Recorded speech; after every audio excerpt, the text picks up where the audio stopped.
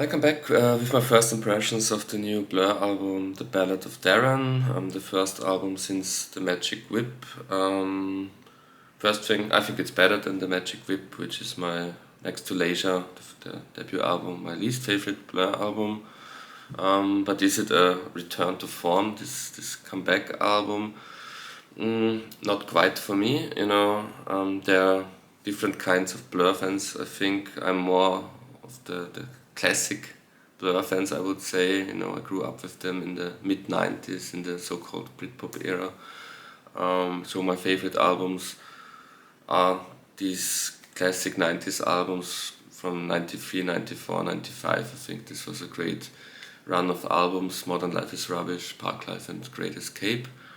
Also the self-titled fifth album from 1997, which was like the first departure from that,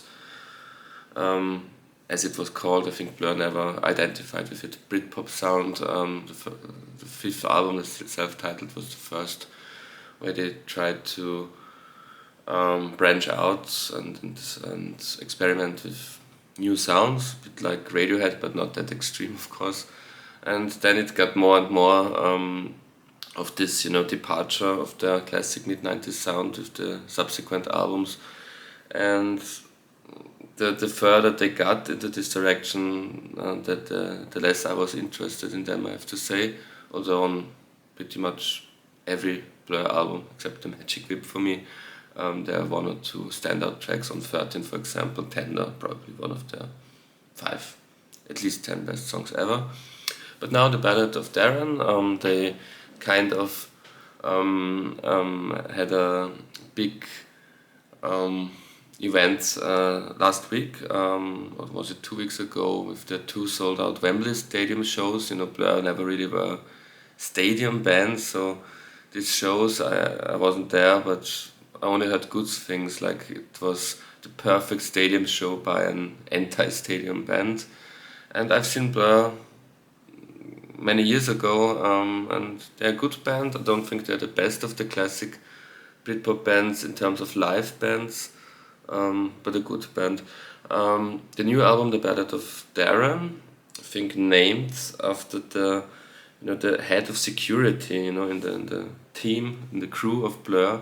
His name is Darren, and the first track on the album is called The Ballad, or Ballad, and he was always a fan of that song when it was unfinished. It was around for 20 years, the like demo of that song. And so Damon Albarn thought, now I will finish this song, and he called the song Ballad and the album Ballad of Darren. So that's I think a nice thing. And the ballad, is it ballad or the ballad? I think is one of the 2 or 3 best songs on the album, I have to say. So thanks to Darren for suggesting to record that song. Other highlights, the first single before the album was released, The Narcissist. When it came out, me and I think many people thought that's good, but we hope that the album will be better and that this is just like a first, glimpse of bigger things to come. But in the end, it's probably one of the best songs on the album. My favorite song is, at least up until now, is Barbaric. That's, great melody. It's a breakup song, I think.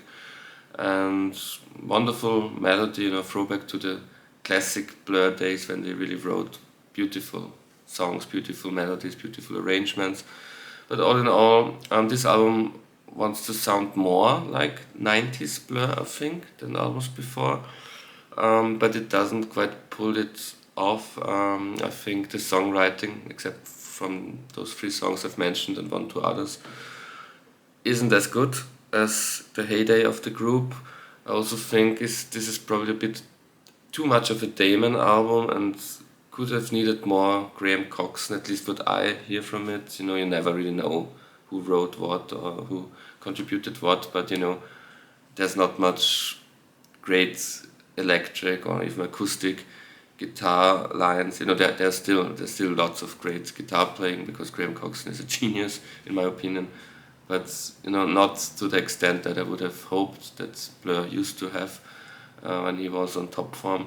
So it's more a mix of classic Blur from the 90s, but with a feel of the Damon album solo albums, which were those quite quiet albums, very soft, very lots of ballads, very introspective, not much rock and roll, not much pop, not much grandness, I have to say. And I always loved Blur for that's why I'm a fan of the classic phase, when they really wanted to be a great pop band but with an indie punk vibe, and the great pop and the punk is both are kind of absent from this album, and it's more like a Damon album and Blur album. That's how it sounds to me, and yeah, there could have been more Graham, I think, involvement, and especially the middle section, around track 5, 6, 7, 8, there's like a slump,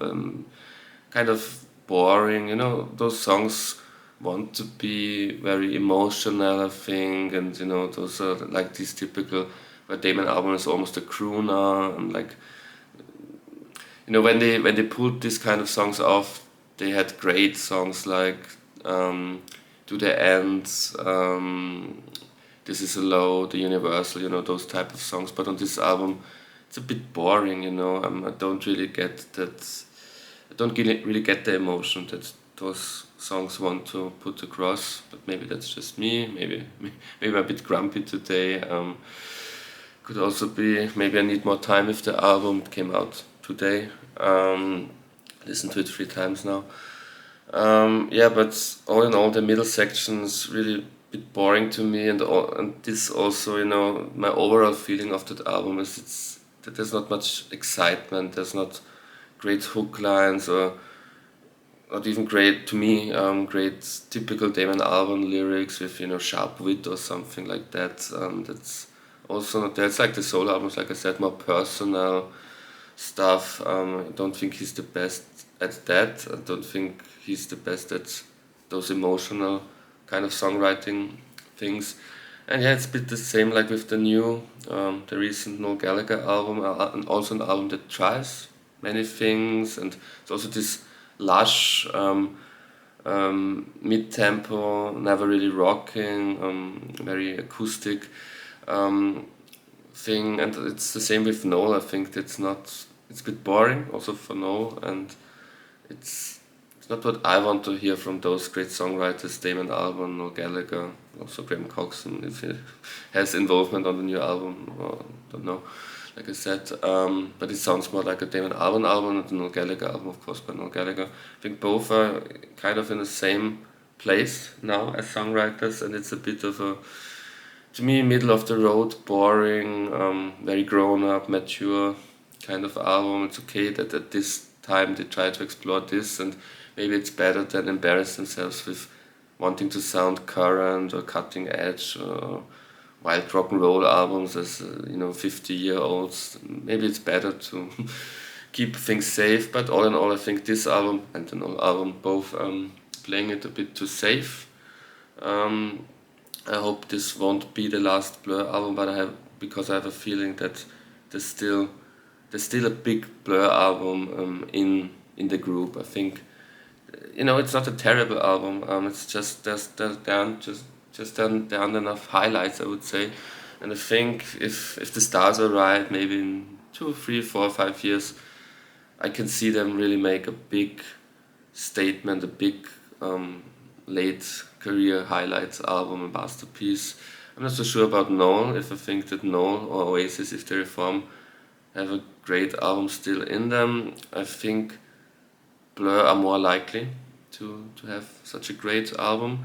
I think, for example, Suede, when they reformed in, I think, 2010, their comeback album, Bloodspots, that was an amazing album, a bit underrated, I think.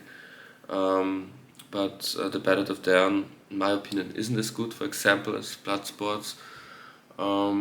It's better than The Magic Whip. I also think it's better than Leisure. I think it's about as good as Think Tank, but maybe Think Tank was a bit more was more experimental and therefore maybe more interesting in parts. But it's about, I think I like it as much as Think Tank and 13, but not as much as the albums between 1993 and 1997, I have to say. But yeah, good but not great album. Thank you very much for watching. Subscribe to the channel if you want to, and until next time.